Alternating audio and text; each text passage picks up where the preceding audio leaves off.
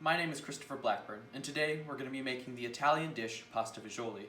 Here we have our ingredients laid out. So we have a small diced onion, we have some celery, some minced garlic, garbanzo beans, red beans, beef broth, crushed tomatoes, tomato sauce, and then our spices, some salt, pepper, oregano, basil, and thyme, and then a surprise for later on.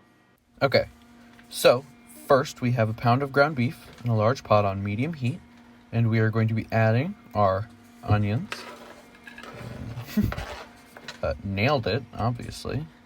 And then we have our celery, which doesn't want to get out of there. It's fine.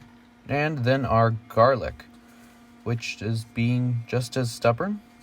Okay, hang on a second. Anyway, now we wait for the beef to brown and the vegetables to become more translucent. Beautiful. All right, now we're going to start adding all the other ingredients.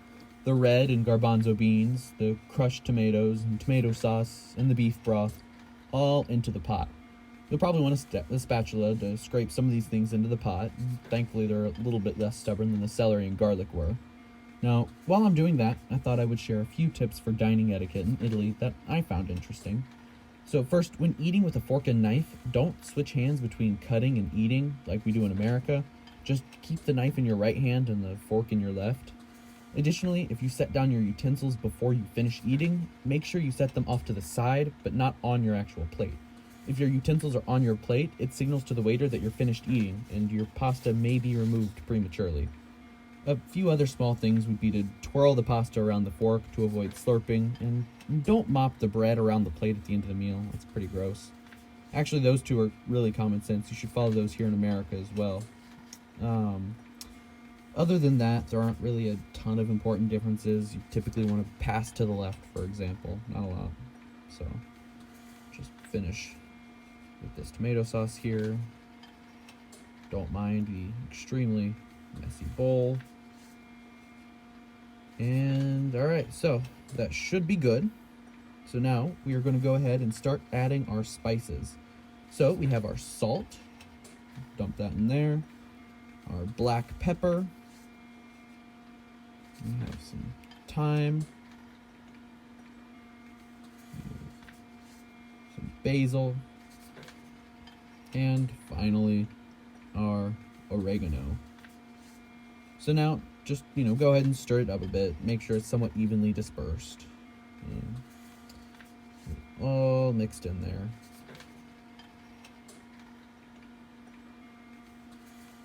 All right. So now it's going to simmer for about an hour or so. And you're going to want to get one of your siblings to stir it here and there so you don't have to. So I'll meet you then. Okay, so this is what the sauce should look like about 50 minutes later, give or take. And as you can see, it's thickened up a little bit, which is great. So now we're going to go ahead and get the noodles started.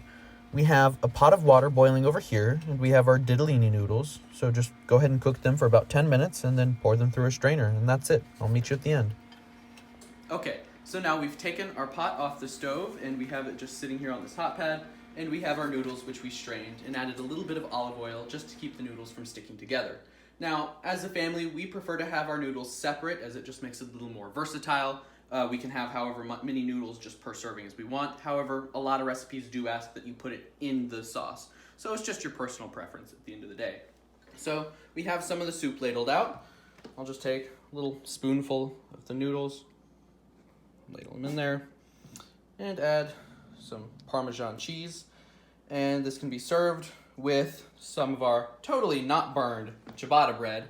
Ciabatta bread is a traditional Italian white bread that was actually created in a response to the success of the French baguette.